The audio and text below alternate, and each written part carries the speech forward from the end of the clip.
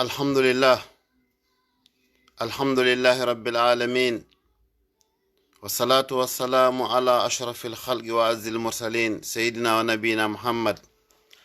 صلى الله عليه وعلى آله وأصحابه ومن تبعهم بإحسان إلى يوم الدين. أما بعد،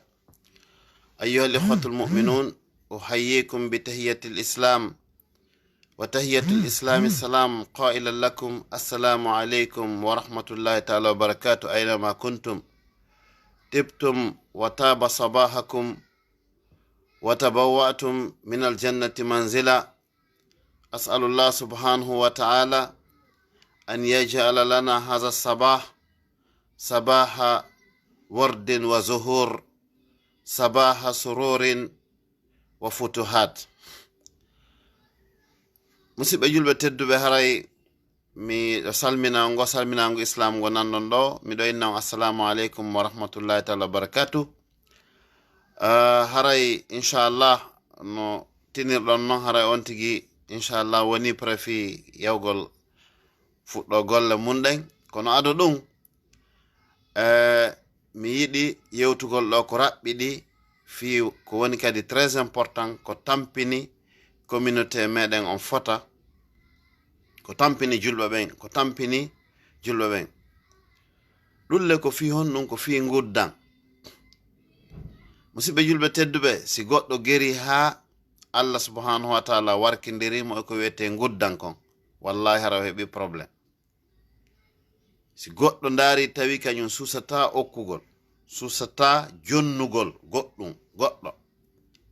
wallahi ɗum ko nawnare molanade. on andi nela sallah sallam ɓe maaki alyadul olya, jungo jonnowo ngon dow, hayrun ko ngon ɓuri moƴƴude min alyadi sufla, idi jaɓowo ngol ley. neɗɗo ko yawon okkowo. kono musidɓe, ko addi lasli nde yewtere ɗo taw ko sonnajo noddinmi, moodi makko no sali mo sodande ordonnance, hunde yurmunde. tawi o sonnajo ɗo ko e dande ma an oɗo gorko farli nyammingol o, farli holtingol o, farli aynugol o, kanko e ɓiɓɓe makko. joni ɗon andi bus on acci hakke no ƴetti wallahi rewɓeɓen naɓa ɓe e peyji go joɗɗina, kañum jooɗo lagina ma jooɗo nokkugo fi honnu fi dogugo responsabilité. ɗum koko hulɓini non, ɗum hina ko julɗo duwa waɗude. e ko ɓuri yurmude kon, worɓe goo wallahi ɓe wuddi ha wuddi fi hoore maɓɓe taw. woɓɓe ɓe wuddi taw ha wuddi fi hoore maɓɓe.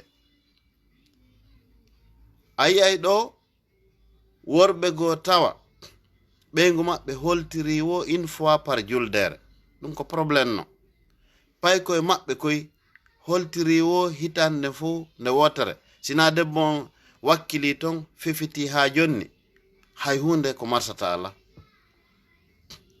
o mbuɗile wallahi ko ɗo tawɗen ɗi ko ɗo acceten. wattane yila, wallahi wattane yila. enen ɓe worɓe kalse ko wonne moɓude gerem profiten e ɗullo maximum. golliren ɗi ko aduna ɗo waɗen piiji tati: nafken e mum, ñaamen e mum, ɓornoɗen e mum. donc summa wa kazalika haray ko lutti kon heblaɗen fi ñande ñalande nden ari. kono moɓugol tun jawdi, moɓugol tun hiɗa maha tun, tabnima la taskuni ya ahi. ko wonɗa mawde ina an hoɗata e muɗum, ko wattango lila. wuddugol moƴƴa, goɗɗo yo okku. d'ailleurs ko ɓuri moƴƴude kon wata wonu yontere ronka jonnugol ɓeygu ma petit cadeau hum. ma chéri, hara hin ɗo komi addanma ko, o weltoto hiya sa tafra. kono enen ino woodi men wallahi tawɓe haysiɓe hay yoɓugol mbuɗi pay koy ka l'école, hara ɓe ɓitti taw, hara ɓe ɓitti. awa komi yiɗi yewde ɗo kon, mi yewta e ayaje ɗiɗi Qur'an e hadisaji seeɗa e ko karmokoɓe maaki. mi terminira yewtere nden qissa aaden goto en anday kombende fo a Gouddan hino boni. ado ɗum patron jogo Dubai,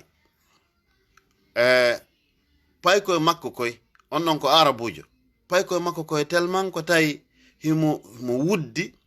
o itti ɓe ka saare, o naɓɓe ka fulawaji, o wi ko toon lekkol jiɗin hoyi. nane moƴƴa, un grand patron milliardaire, o naɓi ɓe yoɓe jangu ka lekkolji ka burure kono mo itti fay mum Konakiri naɓa yo jangu Fuuta ɓay to lekkol ɗen andi ko 30.000 40.000 Konakiri noon a yoɓa e 100 et quelques mille o naɓi ɓe ton ɓe won ton ha ñande goo non o nawni ka raɓɓinɗingol ɓa o nawni wonal ɗon seeɗa o maayi ɓa o maayi tawno himo acci worɓe o rewɓe o calcule moƴƴe ɓa ɓe sendi jawdi ndin jawdi ko oɗo acci kon mo kala e maɓɓe heɓi $1,500,000 fayɓe ɓe nanede joni noon ka o wuuri ɗon o wakkilaki ittangol ɓe $1,000 yoɓe jango tawi ko so maayi jawdi ndin hetto ndilli ba mo kala maɓɓe on sawi woni patron kañum kadi e yii donc o accani ndironoɓe o mara kadi baraji ton kuntum par ce que anniya makko on kanko ndin ɗon ko ndin o hoolori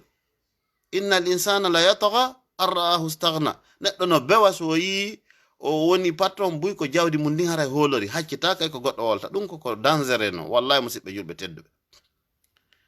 donc neɗɗo ko ma o wona okkowo jomirawo subhanahu taala hino yewtan e Qur'an wondema wa amma man bakhila wastagna amma on wudduɗo o hoolori jawdi makko ndin wa amma man bakhila wastagna wa kadhaba bil husna fasan yassiruhu lil usra andu an o waɗoni kala sattende ka iwri on fottay wallahi sa yi patron ka yiɗa ɗum wo no soñji ka yiɗa ɗum wo ko conteneur no kali on faami ma ɗum no ukki e terenji ɓisiɗi terenji tawa kaydiji ɗi laaɓa ma probléme ji ɗuɗu ha feƴƴiti ɓen sa yurnike a taway ka maɓɓe ko kankali ba yarte ɓira wattake fes on acci hakke ɓira few on faami sa ndaari a taway hina oto moƴƴo ɓe doginta hina coñci moƴƴo ɓe ɓornoto ko hay hoore maɓɓe taw ɓe yiɗa calcule patororru immi lagina yehi Tunisie fi ñawdagol tak ɓe calcule bon $2,000 no satti mi yahay Inde ya ahi cellal mangal sa maayi ko no hutorte cellal mangal singal kuti $100,000 singal kuti 1 million ñawdo sa hoti ɗon non guine tun a maayi avant a yaade Inde est ce que ka ɗande Inde ko on taweta ton ande mbuuɗi ɗi nafima wonde ɗi yehi wallahi mbuuɗi si ɗi yahal ɗi nafatama donc haray wuddugol hina hunde labande musidɓe julɓe tedduɓe wallahi wuddugol hina hunde labande no wodi piiji buy ko yewten kono ɗum ɗo ko juste une petite rappel ko hayaji Qur'ana ɗen ɗo e ɗuma mi alaɗe addude joni miɗo darnirde yewten nden ɗo qissa goto goɗɗo goo aadenjo patron jo kadi wonnoɗo Riyad himo wiye Abou Ras ko ben hoore nden ko hono wimo ben hoore par ce que ko jogiɗo société immobilier molanaɗo yeyowo cuuɗi kono ɓeygure makko nden ko si o yehi kanko ka dammi ko hoore dammi ko juɗa kon tun o sotta o addana ɓe o ñamminino ɓe koye dammi ha ɓe wembinoke ñande ko ɓe makko wiyene an mawɗo a soodi koye ha ɓe jamminoma jonko e ɗen accu an ka sodana en tew joni o hinninoɓe ngan a famali hoore no moƴƴi ha hoore hino mari ngandi ɗum ko lekki hino mari ɗengal ɗum ko lekki guite ɗen ko lekki ɗum ɗo fof ko lekkel donc ñamen ko ɗum en ala e nawde probléme hara e mara ɓe makko wiya ɓe fanki ɓe continue noon ɓe ñamude koye ha ñande goo goɗɗo goo noon e nder luuɓe immeuble ji makko ɗi ronkimo yobde loise o yimmi o yehi o sakkoyi on ka juulirde ka o dari ka dama juulirde ɗon e futuro e goɗɗo goo ari ɗon hino ɗaɓɓa ñamoɓe sadaka tawi mo ko yaltata ka juulirde on inni o yimo taw sikkude ko po par ce que o sansota ko few doloke makko on ko bajjo paɗal ngal fof no andimo Abou Ras ko mar noon jawdi ha min on ɗo ko jogiiɗo société immobilier Riyad hina kattalol ni natindol ko hunde frére on tuma on yimo sikko ko miskino inni bon patron a wiye yaaduɗa haray ɓe waɗ ɗon invitation donc haray tawde ɗon o inni ok ɓe yimmi ɓe yaade o ndar seeɗa ɓe wayta ɓe on kadi miskin ɓe watti ɗon ɓe yehi ɓe hewti Abou Ras tawi ɗo ko palewi mola nangi ñameteji no ɓanna façon ji kanko noon mandika makko koko e dammi tun juɗa ɗum ñamete o ngalɗi o inni he o inni o neɗɗo mo miɗo mi anday o ko honɗum e patron joni ko honɗum o jogi donc ɓay ñamama gasi o ari o ɓaddi patron jon oyni ene miɗo falama landade oyni oyni est ce que an ko a ministre oyno oye oyni ko kaka laamu ton ɗamar ton sabu non wala andimo ɗon piiji buy sikkugol ɓay haray on no jogii ngi jawgiɗo haray ko ɗum oyni ene ko on ɗo non a wonɗa heɓde o jawdi ɗo oyni wallahi ko min Allah ko Allah won lan jonnude nana moƴƴa musidɓe julɓe tedduɓe nde yewtere oyni ko Allah won lan jonnude oyni ok oyni ko honna wonɗa heɓirde ɗum oyni wallahi ko hunde nde a wattantaylo oyni par ce que min alhamdulillah min komi jokki ko besitagol moƴƴintino si woni ɗo patronjo maayi mi yaha mi ndaara ɓeyngu makko momi andi on no ɓuri andude fi jawdi mi rona on ɗon donc si mi ronni on ɗon mi yiyatomo fuy mi ala de haray kaka galle toon min mi hoɗata donc ko ni tigi tigi on ni noon mi roni taw tato donc wano ɗo ko tammo momi sakkiti ronnude on kaka on wonɗen ɗo ni ko jawdi ko modi makko acci kon ko ɗum wonɗen ñamude ɗo ni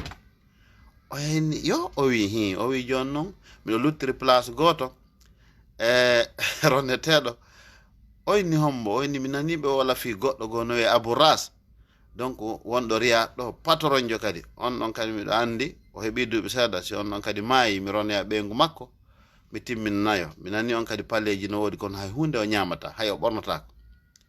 Abou Ras wimo ene ɗande o wiyeteɗo Abou Ras wacci hakkede oyni mi andamo de oyni ok awa ellala Abou Ras andi ɗum ɗo ko kañum tigi visa kono Abou Ras waɗi nde ñande o yalti tun pare o seppay woni o seppay riyade toon quartier on ka woɗɗon fof no andimo nde ñande o yalti tun o déplace taxi premier makko fois dans sa vie déplace gol taxi o hoti ka suudu o ƴetti $10,000 o jonni ɓen makko o inni ɗiɗo yahu sooda kala ko falɗa ɓeygo yahu ka supermarché so waɗa shopping kala ko falɗa pay komo kala o jonni $2,000 on faami o andi wonde si goɗɗo wajitaki ko aduna wajotomo on tuma ɓeygu makko tawi o yeyta o soodoy baali e tebbeli dongal o addi o soodi firgo o lowi ha heewi gurdam ɗan change ɓeygu makko wi ene Abou Ras o wi ko honɗum changement ɗan gurdam mbi ñande yaɗa ƴantugol ɗiyam mbuɗi ka juulirde to omo ala yoɓde loisi mi taw joni a change ko honno ɗum ɗo woniri Abou Ras inni o tigi on goɗɗo gono ɗo no wiye Abou Miswak himo hoɗi ɗo e pale karijo landoyo on ko on wawma sifanagol ko honɗum change mi gurdanɗa o yii o andi oɗo heeɓi change par ce que o heeɓi no o wajitoro e aduna on ɗo o mayali taw donc gurdanɗa no yeeso makko dola o change few hande kadi o soodi coñci moƴƴi o ɓorno hande kadi no saudi en ɓen ɓornorta non patron ɓe ɓen o wonti ka ligne patron ɓe o profiti hande kadi donc hara nde yewtere ɗon ko journal hino wiye Riyad ko ɓen waɗi on article ɗon ton kono ko article gongajo ɗum ɗon haray ko fiyen andu tun ko honno wudduɓe no woodi donc dernier qissa momi addata ɗo on kadi ko yo andu tun fi Gouddan ina hande fuɗɗi kono ko ya girde wonkimakin fi yo iwo karamokojo ɓurɗo forude on ka nahaw no wiye Aboul Aswadi Douali